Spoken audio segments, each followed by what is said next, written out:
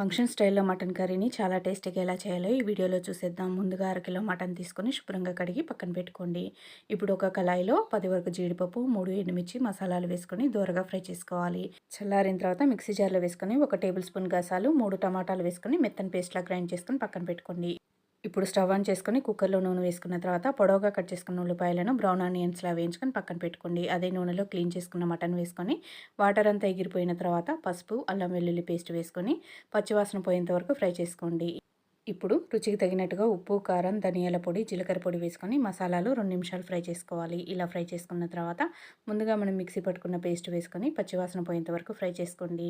ఈ విధంగా 5 నిమిషాలు ఫ్రై చేసుకున్న తర్వాత మటన్ ఉడకడానికి వాటర్ వేసుకొని ముందుగా ఫ్రై చేసుకున్న బ్రౌన్ ఆనియన్స్ వేసుకొని కుక్కర్ మూత పెట్టి 4, 5 విజిల్స్ వచ్చిన తర్వాత ఒకసారి మూత తీసి మరొక 2 నిమిషాలు కొత్తిమీర వేసుకొని ఉడికించుకొని వేడివేడిగా రైస్‌లోకి, రోటీలోకి సర్వ్ చేసుకోండి.